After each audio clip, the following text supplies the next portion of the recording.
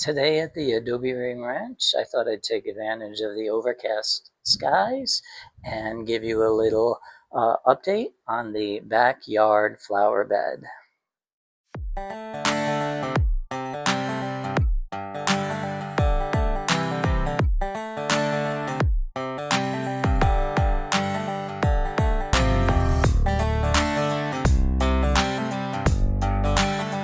Oh, welcome back, everybody. Today it's pretty overcast skies, and the temperatures are climbing into the 90s, but it's not so bad since the sun is not baking your bald head. Today I thought I'd take advantage of the overcast because some of the plants in the back flower bed actually photograph much better when there's a little overcast, unless they're in full bloom, which not all of them are yet. Before I switch the camera around, I just want everyone to know that a majority of these plants can be grown anywhere in the country, especially back in the Northeast where I'm from.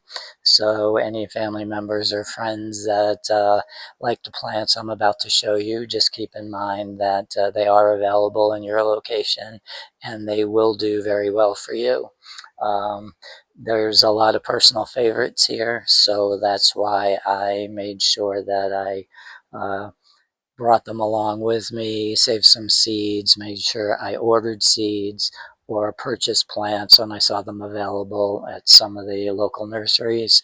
So just keep in mind that yes, these will grow for you as well. So let me flip this camera around and give you a little tour. I'm not sure if everyone remembers Floyd and Lloyd over here. They're keeping an eye on my back flower bed here. Clearly Lloyd is not doing his job. He's got his eyes closed or covered up, and it seems like Floyd over here is a little annoyed, but needless to say, they're doing a great job keeping an eye on things. To start off, this is one of the exceptions that will not grow back east. This is that desert willow. I did a video on that not too long ago. This one does require some frost-free zones. Still, I had to show it to you because it is beautiful, and it was a volunteer, so it's fantastic. This little ground cover here is a catmint. Walker's Low is the name of it. This is available back east. Actually, I took some cuttings off some of the plants back east and rooted them and brought them here to the Adobe Ring Ranch. This one is not in flower, but I will show you one that is. I had tossed in a couple of seeds here. It's amazing that some of them refused to come up, so I planted a second planting of zinnias.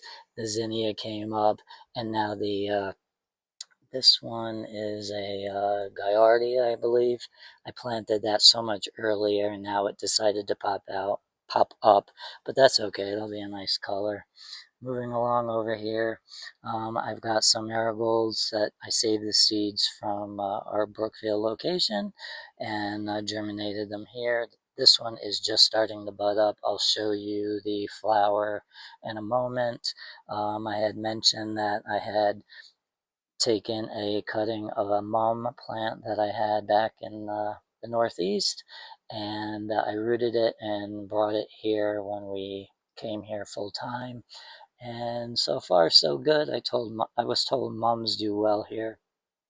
I would have thought that this would be like triple the size that it is, but I'm just glad it's not, because back home I had to trim mums like 3 or 4 times before the fall time just to keep them all short and bushy. I've got some annual dahlias here. Again, I'm sorry they're not in bloom, but this is an update, and I'm sure in another couple of weeks they will be doing phenomenally well. I have a bachelor button here, which will have a lavender to dark purple flower. I've got a nice patch of salvia plants here. This could be a mix of red and pink. It's not the salvia that most people are familiar with. These will have a smaller flower. Again, once these are in bloom, I'm going to be sure to show you because they've been my favorite, and I've collected seeds and kept them um, for many, many years and planted them in Connecticut as well as the desert. And it'll be a pale pink or a red color. I'm not sure because I mixed the seeds. This little plant here is Sedum Autumn Joy. It is a succulent. I thought it would do much better than what it actually does do here, but still, it did flower last year in the fall, so I'm not ruling that out quite yet.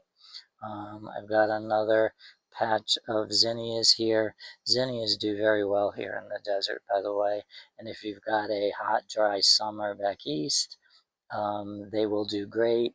If you've got a cooler, damp summer back east, sometimes they do get some fungal diseases that you may have some problems with. So back east, you just have to cross your fingers. But this is a low growing zinnia. It only grows about a foot tall, and it is a mixed color. I'm not sure what color those will be yet. I do have this ground cover over here that's called a purslane, and it's just starting to flower. I'm not sure how focused that is. Um, Funny thing about this plant is back home, I bought a plant on the discount rack that was, I think, about $4, and most of the flowers in that pot were a deep purple, and I brought it inside over the winter. I took cuttings, I made multiple plants, brought them here, and now that they're all settled in here, they're blooming white, and I can't figure that out at all. So time will tell. I don't know, maybe as the summer goes on, the flowers turn a different shade. I'm not sure, but so far all of them are turning a white color. But that plant does do very well here. Clint had an orange one here last year. That's fairly new to us, but we like it. We've got some more annual dahlias here. This one's supposed to have this darker green color leaf, and it's going to have a bright orangey red flower. And again, that should only grow about 12 inches tall, but we'll see how that goes. In the back here, I've got another sedum. This one does have a purpley reddish colored leaf to it. It's supposed to do well here again because it's the desert, but again, just like the autumn joy, it's okay for me. I'm not thrilled with it. That will also have a deep rosy pink colored flower. This little spreader here is another sedum, blue spruce sedum it's called. I did bring this back from Connecticut. It's really easy to root from cuttings.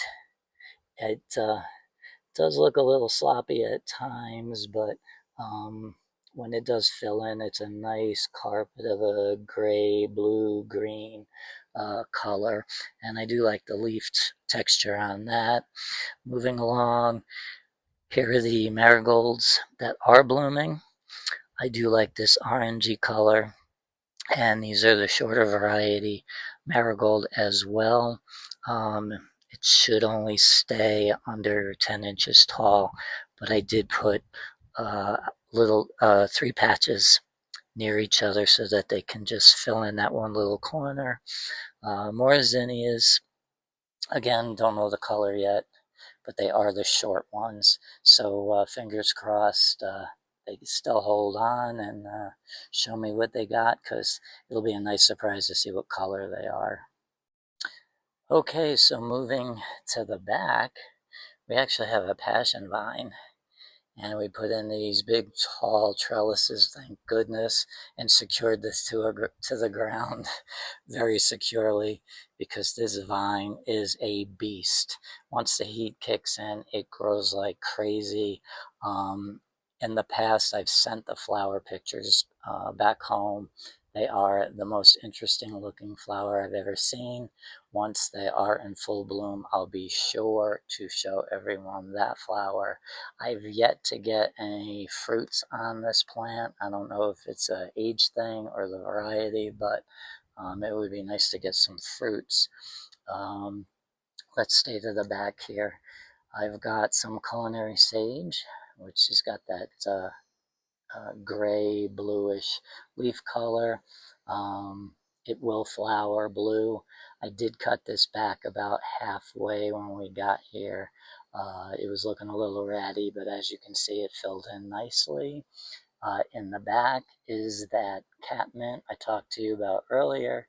This is the Walker's Low, and it does send up these beautiful little sprays of blue flowers that the bees and the hummingbirds love.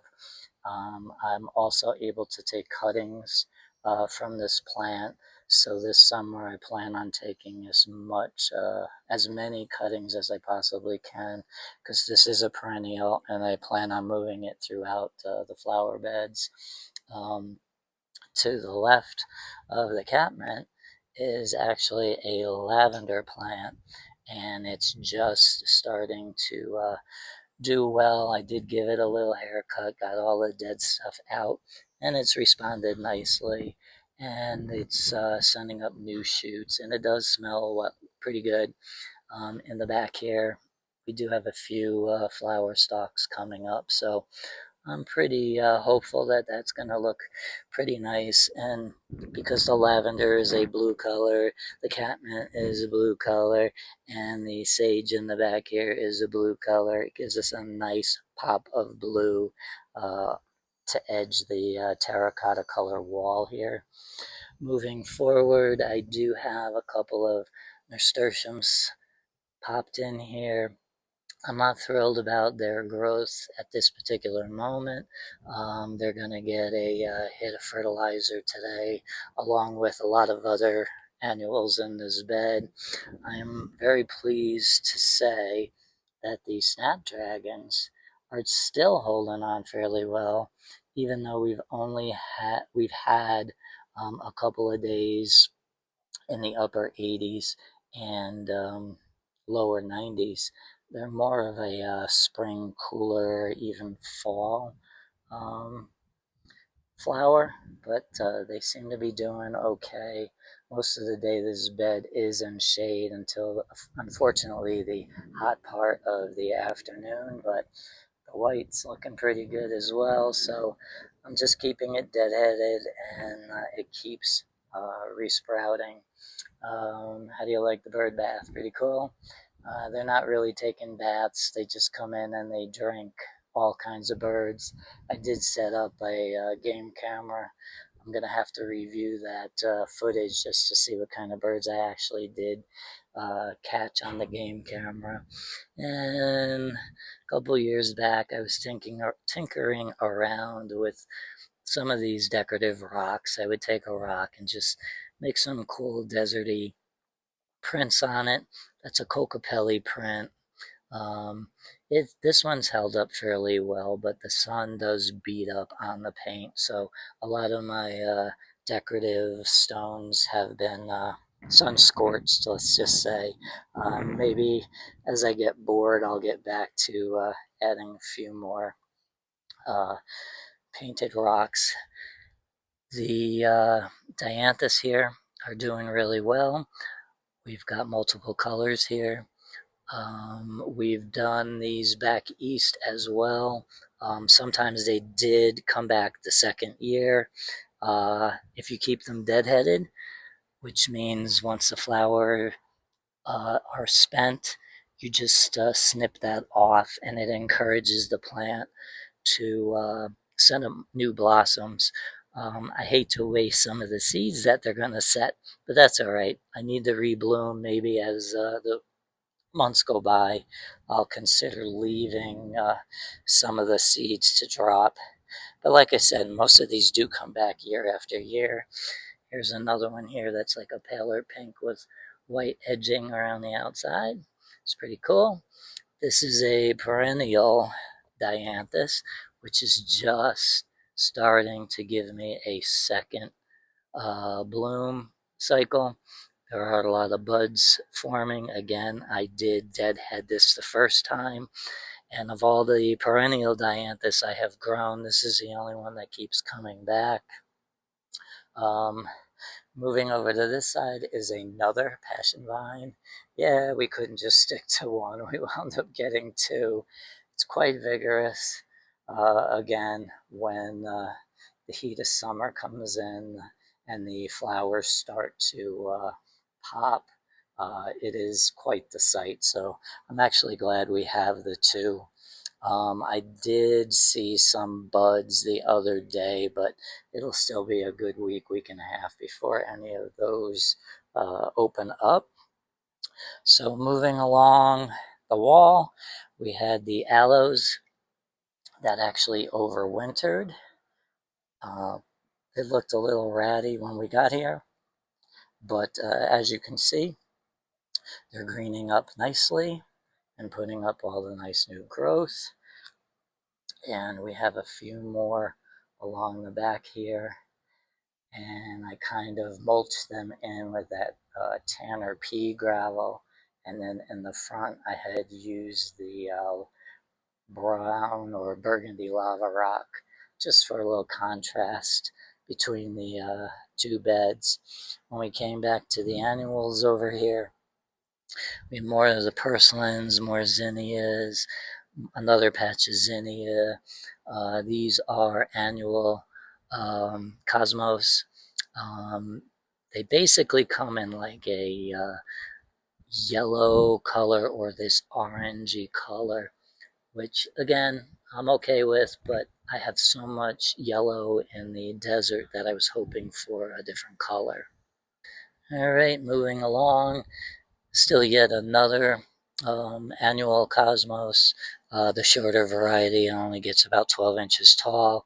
I didn't want anything too big and robust in this bed. I want everything to stay low, and I want a huge pop of color. I've got a few more marigolds here. Unfortunately, I have um, replanted so many times. I'm not sure if this is going to be that orange flower I showed you earlier, or if this is going to be the taller white marigold that I also had seeds for. More zinnias, another purslin. So as you can see in the front of the rock border, I put the low growing ground cover purslin along the front here in hopes that it would get bigger, cover the ground, sprawl over the rock, which is all outside of the patio here. So hopefully over time that will happen. I've got more of the dahlias here with the red flower. A couple of more zinnias towards the back here. These will get a little bit larger. They may get up to 2 feet. Those will have a pinker flower. And then circling back around, I have another one of the bachelor buttons. The bachelor buttons are actually in the vegetable garden maybe 3 weeks ago, and I just felt it was getting a little too warm in the vegetable garden, and I needed the space anyway, so I popped them out. They transplanted well, and it's a semi-shady area. So, the packet may say full sun, but here in the desert, full sun basically means you best give it a little shade. But for right now, it's doing pretty well, so hopefully we'll get that to flower. So let's back it up just a little bit. So anyone who's seen the first flower bed video that should be posted a couple weeks back, I think you'll see that the plants have been growing a little bit, just getting little pops of color here and there, but nothing too crazy at the moment. But I just wanted to show the progress and how things are starting to pop up and look good. And hopefully in another couple weeks, I'll have even more color to show you because I see everything is budding up, and I'm really thrilled about that.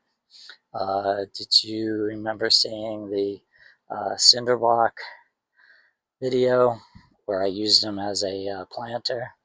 I have basil on the left and the far right, and in the middle I had grown some coleus, and the coleus started off all green, and as you can see, they're finally getting their mature color.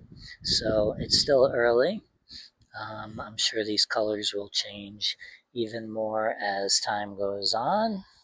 And that is in front of our water tank. And we had this gate initially to close off this area before we got the entire yard fenced in. So now I just leave it here as a little accent.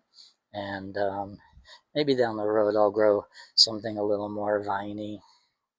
I do have some sweet peas that I could plant in the fall, and I'm sure I could take the basil out by that time and put two sweet peas on each side and have them climb on this little gate.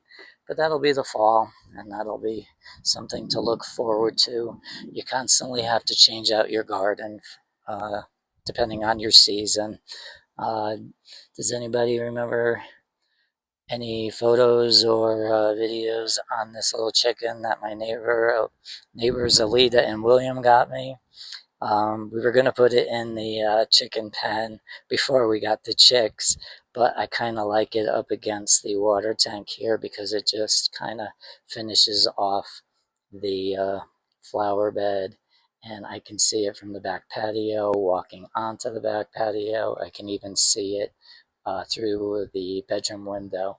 So I think this is going to be its permanent location. Since we're here, I might as well just take you around. We've got a little flower bed in the front here that Clint kind of takes care of. There's a Mexican bird of paradise. There's some 4 o'clocks in the center. We have a couple of other 4 o'clocks still popping up. And I snuck in a couple of zinnias for him without him knowing. And there's also a Mexican sunflower in here. These little shrub over here, two of them, that is called an anisacanthus. That is a desert plant, and there's a great story behind these two as well that I'll save for a later time. There's also another anisacanthus. Um, these are free plants, and we know how Hugh loves free plants, but I will save that for a different video. Behind this border here, flower border, would be my two Asian pears. They were doing great. The one to the left here is not having any issues, but just the last 2 days, I'm not sure why. This one on the right here, the leaves are starting to wilt. I'm not sure why. It's getting plenty of water. There's plenty of organic matter in the soil. It is a bare root plant. I've never had issues with bare root plants before, but Clint always is worried about bare root plants. So I'm going to just keep an eye on it. I'm not going to do anything drastic. I'm not going to change anything. Clint's going to keep watering, or I should say deep watering, as he's been doing. And hopefully we've got some cooler temps coming next week, so maybe it'll just bounce back. But that is not the story of the day. The story of the day would be the back flower border, which so far I'm pleased with. And looking out our windows, both living room and bedroom, we can see this flower border. I can also enjoy it while I'm cooking on my grill. We have yet to eat outside. By the time we shower and get dinner cooked, I'm kind of not in the mood at this particular moment to come outside to eat. But eventually we'll have the table set up out here. And I had just ordered string lights to go across the beams in the back here. So I'll be sure to do a video on that. So I think for now I'm going to call it the end of the video. I hope everyone enjoyed this lengthy but updated back flower border video. And I hope everyone continues to tune in and continue to watch what we've been up to here and see the progress. I think as time goes on, it's going to be more and more impressive, especially that we're both here full time now. So for now, this is Hugh signing off from the Adobe Ring Ranch and wishing everyone well. Take care.